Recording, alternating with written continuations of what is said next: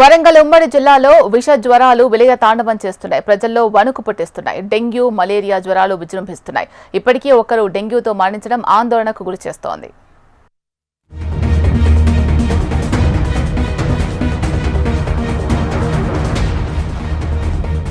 ఉత్తర తెలంగాణకే పెద్ద దిక్కుగా ఉన్న వరంగల్ ఎంజీఎం ఆసుపత్రి. ఇక్కడికి నిత్యకృత్యంగా రోగులు వచ్చి వెళ్తుంటారు. ఈ సీజన్లో ముఖ్యంగా ఈ 2 నెలల సీజన్లో 50కి పైచిల్కు డెంగ్యూ జ్వరాలు, మలేరియా, విష జ్వరాలు వేల సంఖ్యలో కేసులు నమోదవుతూ ఉన్నాయి.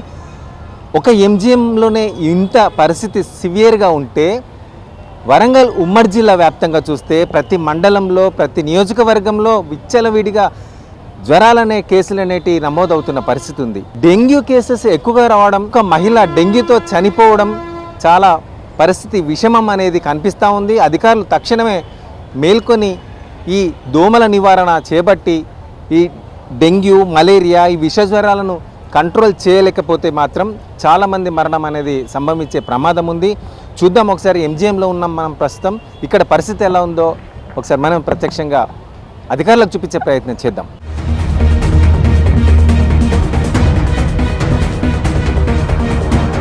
వరంగల్ ఉమ్మడి జిల్లాలోని ప్రజలు మంచం పట్టారు. డెంగ్యూ, మలేరియా వణుకు పుట్టిస్తోంది.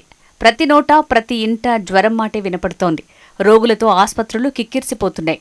అధికారికంగా ప్రభుత్వ ఆస్పత్రుల్లో లెక్కలు తక్కువగా ఉన్న కార్పొరేట్ హాస్పిటల్స్లో వాటి సంఖ్య మరింతగా ఉంది. వరంగల్ ఎంజీఎంలో జ్వరంతో అఖిలను చేర్పించారు. డెంగ్యూగా గుర్తించిన వైద్యులు సరిగా పట్టించుకోకపోవడంతో ప్రైవేట్ ఆస్పత్రికి తరలించారు. మరో కార్పొరేట్ ఆస్పత్రికి తరలించగా పరిస్థితి విషమించి చనిపోయింది. ఒక 5 days నుంచి ఫీవర్ వస్తుంది అని చెప్పింది. కానీ మామూలు కొంచెం సరే మామూలు జ్వరమే అనుకున్నారు. అయినప్పుడు ఏంటంటే ట్రీట్మెంట్కి మన జనరల్గా లోకల్ డాక్టర్ దగ్గర పోయినాము, తీసుకున్నాము, వ్యాక్సిన్ తీసుకున్నాము, ఇంజక్షన్లు వేసిండు, వాడింది, కొంచెం తగ్గింది, కొంచెం యాక్టివ్గా ఉండేది పర్సన్. అయితే ఏమైందంటే ఇక సాయంత్రం పూట కుట్టే దోమల వల్ల ఆమెకు డెంగ్యూ ఫస్ట్ ఎంజన్ తీసుకుపోయాము. సమస్య తీసుకుపోతే వాళ్ళు తీసుకోకపోతే మళ్ళీ ఎంజన్ తీసుకుపోయినాము. అదే నైట్ తీసుకుపోయినాక వాళ్ళు అక్కడ ట్రీట్మెంట్ మనకు నచ్చక మళ్ళీ మెడికల్ తీసుకుపోయినాక వాళ్ళు ఏమన్నా అంటే టెస్టులు చేసింది. అప్పటి వరకు బ్లడ్ టెస్ట్ అనేది వాళ్ళు చేయలేదు. బ్లడ్ టెస్ట్ చేసిన తర్వాత మాకు తెలిసింది, అప్పుడు తెలిసింది మెడికేర్ పోయినాకనే ఈ అమ్మాయికి డిసీజ్ ఉన్న విషయం మాకు తెలిసినాక అప్పుడు ప్లేట్లెట్స్ తగ్గుతున్నాయి, కొంచెం మీరు తొందరగా కావాలి, తొందరగా రక్తం తీసుకురావాలి, ప్లేట్లెట్స్ పట్టుకురావాలంటే మా బామ్మడి పోయి రక్తము ప్లేట్లెట్స్ పట్టుకొచ్చినాక ఓకే అని చెప్పింది వాళ్ళు. ఓకే అని ఇచ్చినాక 60% బతికే ఛాయిస్ ఉన్నది అని చెప్పింది. ఎత్తానే మేము బతుకా అనుకున్నాం సార్. అయినాక ఎత్తానంటే ఆమె భయపడ్డట్టున్నది, అందులో హాస్ట్రోక్ వచ్చింది చెప్పింది. హాస్ట్రోక్ వచ్చే ఛాయిస్ కూడా ఉందని చెప్పినాక కూడా సరే ఏదో ఒకటి చేయండి సార్ అని మేము దండం పెట్టినాం. ఆమె చేసినాం కానీ మాకు దక్కలేదు. ఆల్రెడీ ఒక ప్యాకెట్ బ్లడ్ ఎక్కింది. బట్ అప్పటికే ఆమె బ్లడ్ సెల్స్ కానీ అవి కానీ ఆమె అన్కాన్షియస్లో పోవడం జరుగుతుంది. మళ్ళీ ఈ మధ్యలో స్ట్రోక్ రావడం జరిగింది. స్ట్రోక్ రావడం వల్ల చనిపోయింది. అఖిల ఏజ్ ఎంత? ఏజ్ 26-27 అంతే. ఉత్తర తెలంగాణకే పెద్ద దిక్కుగా ఉన్న ఎంజీఎం ఆసుపత్రిలో విషజ్వరాల రోగుల సంఖ్య రోజురోజుకు పెరిగిపోతోంది. ప్రత్యేక వార్డుల్లో వారికి చికిత్స అందిస్తున్నారు. డెంగ్యూ, మలేరియా రోగులు ఎక్కువ సంఖ్యలో అడ్మిట్ అవుతూ ఉన్నారు. వైరల్ జ్వరాలకు తగిన చికిత్స అందిస్తున్నామంటున్న వరంగల్ ఎంజీఎం సూపరింటెండెంట్ విజయ్ కుమార్తో మా ప్రతినిధి నరేంద్ర ఫేస్ టు ఫేస్. వార్డులలో ఉన్న సిచ్యువేషన్స్ ఎంత సివియర్గా ఉంది, వారు ఎంత బాధను అనుభవిస్తున్నారని చెప్పేసి చూసాము. ఆ పరిస్థితుల మీద మన సూపరింటెండెంట్ గారు మనతో ఉన్నారు. సార్ని అడిగి తెలుస్తుందాం. సార్ నమస్తే. సార్ చెప్పండి సార్, ఇప్పుడు వరుసగా జూన్ నుండి చూస్తే dengue cases, malaria cases, general అంటే విష జ్వరాలు కూడా ఎక్కువగా నమోదవుతున్నాయని చెప్పేసి తెలుస్తుంది. అంటే వచ్చిన వాళ్లకు ట్రీట్మెంట్ చేస్తున్నారు, పోతున్నాయి. నిన్న మాత్రం ఒక పేషెంట్ కూడా చనిపోవడం జరిగింది. మన దగ్గరకు వస్తే కొంత కేర్లెస్ చేశారు అని చెప్పేసి వాళ్ళు ప్రైవేట్ హాస్పిటల్ తీసుకెళ్లారని చెప్తా ఉన్నారు. అక్కడ కూడా మరణం జరిగింది. సార్ ఎలాంటి సిచ్యువేషన్ ఉంది, ఏం చేస్తున్నారు దీన్ని అధిగమించడానికి? ఇప్పుడు మనము ఈ వర్షాకాలం ఏదైతే ఉన్నాయో సీజనల్ వ్యాధుల గురించి, దీని గురించి మా సిబ్బందిని వారిని అప్రమత్తం చేశాము. మారుతున్న సీజన్కు మనం ఎట్లా ప్రిపేర్ అవ్వాలని చెప్పేసి ఆ ప్రిపరేషన్లో భాగంగా మేము ఒక వార్డ్ని క్రియేట్ చేసుకున్నాం, ఫీవర్ వార్డ్ని. ఆ స్పెషల్ ఫీవర్ వార్డ్లో 20 beds, all with oxygen facility. And మా దగ్గర ఉన్న స్పెషలిస్ట్ డాక్టర్స్ వారందరినీ పరీక్ష చేసి వారికి కావాల్సిన టెస్ట్లు ఏమైనా ఉంటే చేయించి వారికి ఉచిత భోజనంతో పాటు మంచి వైద్యం అందించి పంపించాలనేది ఒక కృత నిశ్చయంతో ఉన్నాము. ఆ దిశగా మేము స్టాటిస్టిక్స్ కూడా మెయింటైన్ చేస్తున్నాం. ఎంతమందిని వస్తున్నారు, ఎక్కడి నుంచి వస్తున్నారు, మళ్ళీ వాళ్ళను ఫీల్డ్లో వాళ్ళు తెలియజేయడానికి డిఎంహెచ్ఓ గారికి ఇన్ఫర్మేషన్ ఇవ్వడానికి కూడా మేము ఒక డే టు డే ఒక గూగుల్ షీట్ పెట్టుకున్నాం. అయితే మేము చూస్తే జూన్ నెలలో మాత్రము కొన్ని మనకు డెంగీ కేసెస్ ఒక 17 వచ్చినాయి. దాని తర్వాత జూలైలో అవి తగ్గుముఖం పట్టినాయి 9. ఇప్పటికి నిన్నటి స్టాటిస్టిక్స్ చూస్తే మాత్రము మనకి ఒక 2 కేసెస్ వచ్చినట్టు ఉంది. ఓవరాల్గా సర్జ్ అనేది ఏమీ లేదు. ఈ సీజన్లో మారుతున్న క్రమానికి ఈ ఫీవర్ కేసెస్ అయితే వస్తున్నాయి.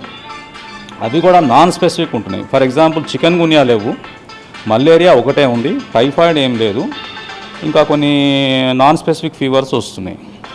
సో ఈ అన్నీ ట్యాకిల్ చేయడానికి ఈ ఎంజిఎం హాస్పిటల్లో మీరు ఇందాక చెప్పినట్టు మేమందరం ప్రిపేర్డ్గా ఉన్నాము. ఏ ప్రాబ్లం ఉన్నా కామన్ మ్యాన్ తను ప్రైవేట్కి వెళ్ళి ట్రీట్మెంట్స్ చేయించుకునే కంటే మా దగ్గరకు వస్తే ట్రీట్మెంట్ అన్ని వసతులతో పాటు ట్రీట్మెంట్ చేయడానికి మా హాస్పిటల్ రెడీగా ఉంది. మన దగ్గరికి 24 సంవత్సరాల అమ్మాయి తీసుకొని రావడం జరిగింది. అమ్మాయిని తీసుకొని వస్తే కేర్లెస్ చేస్తుంటే అమ్మాయి మరణం చెందుతుందేమో అని చెప్పేసి భయంతో మరొక ప్రైవేట్ కార్పొరేట్ హాస్పిటల్ తీసుకెళ్లారు, చనిపోయింది. అంటే వచ్చిన పేషెంట్స్ పట్ల నిర్లక్ష్యం చేయడం అనేది మరి దాన్ని మీ సిబ్బందికి ఎలా చెప్తున్నారు, దాని మీద ఏ విధమైన యాక్షన్ తీసుకుంటున్నారు? ఇలాంటి కేసెస్ మా దృష్టికి తీసుకొచ్చినప్పుడు మేము తప్పకుండా వారిపై చర్యలు తీసుకుంటాము. కేసెస్ ఆడకు వచ్చి నిర్లక్ష్యం ఉన్నప్పుడు మా దగ్గర ఆర్ఎంఓ వ్యవస్థను పటిష్టం చేశాము. 24 అవర్స్ ఆర్ఎంఓ అవైలబుల్ ఉండే విధంగా డ్యూటీ ఆర్ఎంఓస్ అని కూడా పెట్టాము. అట్లాంటిది ఏదైనా ఉంటే వారు వచ్చేసి ఎవరైనా నిర్లక్ష్యం చేస్తుంటే ఆర్ఎంఓ గారికి చెప్పినా లేకపోతే ఇక్కడ మాకు సూపరింటెండెంట్ చేంబర్లో చెప్పినా కూడా ఆ కేసు గురించి డీటెయిల్స్ కనుక్కొని సంబంధిత వైద్యులతో మాట్లాడటం జరుగుతుంది. కానీ మరి అది ఆ కేసు మా దృష్టికి అయితే రాలేదు. ఇప్పుడు మీరు చెప్తున్నారు, అయినా కూడా వారిపై ఒకసారి దాన్ని రెట్రోస్పెక్టివ్గా అనాలిసిస్ చేసి అసలు ఎవరు వచ్చారు, పేషెంట్ ఎన్ని గంటలకు వచ్చారు, ఎవరు చూశారు, ఎవరు చూడలేదు, దీని మీద తీసుకొని తగు చర్యలు తీసుకుంటాం. సార్, ముఖ్యంగా డెంగ్యూ విషయానికి వస్తే ప్లేట్లెట్స్ డౌన్ అవ్వడం అనేది కొంత సివియర్గా కనిపించే సమస్య.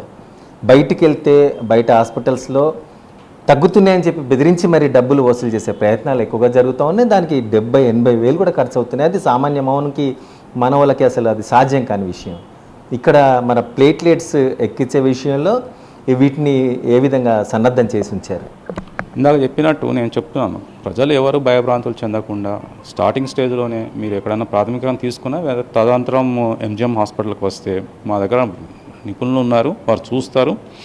ప్లేట్లెట్స్ ఇతర కణాలు తగ్గితే వాటిని ఎక్కియడానికి ఒక ఇండికేషన్ ఉంటుంది. ఇంత లెవెల్ పడిపోయినప్పుడే చేయాలి. జస్ట్ ఏదో వాళ్ళని జనాన్ని భయప్రాంతులు చేసేసి అది కరెక్ట్ కాదు. ఇకపోతే మన MGM hospital single donor platelet అవి ఆ పరికరం మన దగ్గర ఉంది, ఎస్డిపి మెషిను. ఆ ఎఫ్ఆర్సిస్ మెషిన్ ద్వారా మనకు కావాల్సిన ప్లేట్లెట్ను సపరేట్ చేసి ఎక్కడానికి కూడా వసతులు మా ఈ బ్లడ్ బ్యాంక్లో ఉన్నాయి. సార్, ఎంతవరకు ప్లేట్లెట్స్ డౌన్ అయితే టెన్షన్ తీసుకోవచ్చు? మరి బయట ప్రైవేట్ హాస్పిటల్స్ అయితే మరి భయభ్రాంతులకు గురి చేస్తుంటే ప్రాణం పోతుందనే కోణంలో భయభ్రాంతులకు గురి చేసి డబ్బులాగే ప్రయత్నం చేస్తుంటారు. ఏమని సూచిస్తారు? ఇది ఆ పేషెంట్కి ఉన్న కండిషన్ను, ఇతర బ్లీడింగ్ టెండెన్సీస్ ఏవైతే ఉన్నాయో చిగుళ్ళ నుంచి కానీ మలంలో కానీ ఇక్కడ నుంచి బ్లీడింగ్ టెండెన్సీస్ కనిపించిన క్లినికల్గా అది మెయిన్ అండి. ఇంకపోతే ఒక 10,000 వరకు వారు అవసరం లేదని దానికి సంబంధించిన నిపుణులు కూడా చెప్పడం జరిగింది. సో ఏది ఏమైనా జనము దానికి భయభ్రాంతులు చెందకుండా మరి కండిషన్ బట్టి మనం అవసరం అంటే ప్లేట్లెట్ ఎక్కడానికి ఎప్పుడు కూడా ఆ ప్లేట్లెట్ మిషన్ అనేది అందుబాటులో ఉంది. పేషెంట్స్ ఎంజిఎం హాస్పిటల్కి వస్తే దానికి ఉచితంగా ప్లేట్లెట్ ఎక్కిచ్చే సౌకర్యం ఉంది. చూస్తున్నాం, మన సూపరింటెండెంట్ గారు కిషోర్ కుమార్ గారు చెప్తున్న పరిస్థితి. ఇక్కడ ఎవరు భయభ్రాంతులకు గురి కావాల్సిన అవసరం లేదు. టెన్షన్ పడి ప్రైవేట్ హాస్పిటల్స్కి వెళ్ళి కంగారుతో డబ్బు వెచ్చించుకోవాల్సిన పని అసలే లేదు. ఇక్కడ అన్ని వసతులు ఉన్నాయి. ప్లేట్లెట్స్ డివైడ్ చేసి ఎక్కించే మ్యాషిన్ కూడా ఉంది.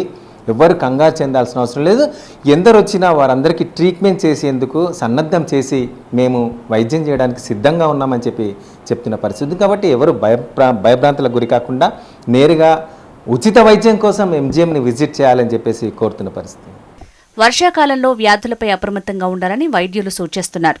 పరిసరాలను పరిశుభ్రంగా ఉంచుకోవాలంటున్నారు. కాచి చల్లార్చిన నీటినే తాగాలని చెప్తున్నారు. వేడి ఆహారం తినాలని, బయటి ఆహారానికి దూరంగా ఉండాలంటున్నారు వైద్యులు. జ్వరాలను కట్టడి చేసేందుకు గ్రామాల్లో ప్రత్యేక వైద్య శిబిరాలు ఏర్పాటు చేయాలి. వైద్య పరీక్షలు చేసి ఎప్పటికప్పుడు చికిత్స అందించాలి. పరిసరాల పరిశుభ్రతపై ప్రజలకు అవగాహన కల్పించాల్సిన అవసరం ఉంది. నాకు గత వారం రోజులుగా జ్వరం వస్తుంది. అయితే డెంగ్యూ అని నిన్న రిపోర్ట్లో వచ్చింది. అయితే ఈరోజు డాక్టర్లు మంచిగా చికిత్స ఇచ్చి రేపన్నా ఎల్లున్నా డిశ్చార్జ్ చేస్తారని చెప్పారు. మంచిగా సహకరిస్తున్నారు డాక్టర్స్.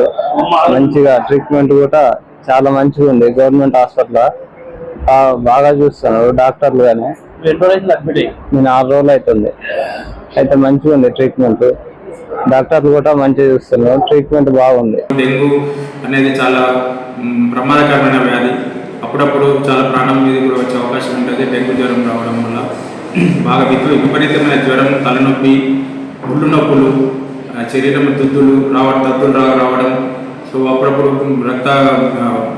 బ్లడ్ ప్రెషర్ ఇవన్నీ తగ్గిపోయి మనం ప్రాణాంతకం వ్యాధిగా పరిగణించే అవకాశం ఉంది. కాబట్టి మనం వ్యాధి రాకుండా మనం చాలా జాగ్రత్త తీసుకోవాలి. చుట్టుపక్కల మన నీరు నిల్వ ఉండకుండా పరిసరాలు శుభ్రంగా ఉంచుకోవాలి. అలాగే నీళ్లు కూడా నీళ్లు వడగాచి వేడి చేసి వడగాచి తాగాలి. ఫీవర్ రాగానే వెంటనే వచ్చి ప్రాథమిక ఆరోగ్య కేంద్రంలో డెంగ్యూ పరీక్షలు, మలేరియా పరీక్షలు, రక్త కణాల పరీక్షలు చేసుకోగలరు. మనకు ప్రతిరోజు రక్త పరీక్షలు చేస్తున్నాము. ఎందుకంటే జ్వరాలు ముళ్ళినాక మనం చేసేది ఏమి లేదు. ముందుగానే అప్రమత్తమై డెంగ్యూ, మలేరియా బారి నుంచి ప్రజలు రక్షణ పొందాలని కోరుకుంటాం. Thank you. ఇప్పుడు ఫీవర్ ఉన్న వాళ్ళకి టెస్టులు చేయడంతో పాటు వాళ్ళకు పారాసిటమాల్ ట్యాబ్లెట్ అందించడం, అలాగే ఎవరైనా అతిసారం అంటే డయేరియాతో బాధపడుతున్నట్టయితే వాళ్ళకు ఓఆర్ఎస్ ప్యాకెట్స్ అందించడం, మెట్రోనిజోల్ ట్యాబ్లెట్ కూడా అందించడం జరుగుతుంది. సో వాళ్ళకు ఫీల్డ్ లెవెల్లోనే మనం మొదటగా గుర్తించి సంబంధించిన ట్రీట్మెంట్ MLHP అండ్ ANM ద్వారా అందించడం జరుగుతుంది. అక్కడ తగ్గకపోతే వాళ్ళని సంబంధిత PSCకి రిఫర్ చేయడం జరుగుతుంది. మెయిన్గా మనం ఈ సీజన్లో పాటించవలసిన జాగ్రత్తలు ఏంటంటే మెయిన్గా కలుషితమైన ఆహారాన్ని కానీ నీటిని కానీ తీసుకోవద్దండి. నీటిని కూడా మనం కాచి చల్లార్చి వడపోసిన నీటిని తాగాలండి. అలాగే అప్పుడే అంటే ఫ్రెష్లీ కుక్డ్ ఫుడ్ తీసుకోవాలండి. అలాగే నిల్వ ఉన్న నీటిని కానీ నిల్వ ఉన్న ఆహార పదార్థాలను కానీ తీసుకోవద్దండి. అలాగే ఆహార పదార్థాలపై ఈగలు వాలకోకుండా జాగ్రత్తలు తీసుకోవాలి. సీజనల్ డిసీజెస్ గురించి మహబూబాబాద్ జనరల్ హాస్పిటల్లో మనం ఈ మధ్య పడే వర్షాల వల్ల సీజనల్ డిసీజెస్ కొంచెం ఇన్సిడెన్స్ పెరిగింది. కాకపోతే అంత అలార్మింగ్గా ఏం లేదు. సో మనకు ముఖ్యంగా వెక్టర్ బార్న్, వాటర్ బార్న్ అని 2 రకాల వ్యాధులు వస్తాయి. కొంత ఏంటంటే ఈ దోమకాటు ద్వారా కానీ చూస్తున్నాగా ఎంతటి విషమ పరిస్థితి కనిపిస్తుందో. ఈ జ్వరాలతో నిరుపేదలు తీవ్ర ఇబ్బందులు పడుతూ ఉన్నారు. ఇవాళ ప్రైవేట్ హాస్పిటల్కి వెళ్తే 70-80 వేలు చెల్లించుకోలేక ప్రాణాలు పోతుంటే అగమ్యగోచరమైన పరిస్థితుల్లో ఆవేదన వ్యక్తం చేస్తూ ఆందోళన చెందుతున్న పరిస్థితులు కనిపిస్తూ ఉన్నాయి. ముఖ్యంగా అధికారులు ఈ నివారణ చర్యలు అనేది తక్షణమే చేపట్టి ప్రజల్ని ఆదుకోవాలని చెప్పేసి కోరుతున్న పరిస్థితి. Cameraman Ramraj Narender, HMTV, MGM నుండి.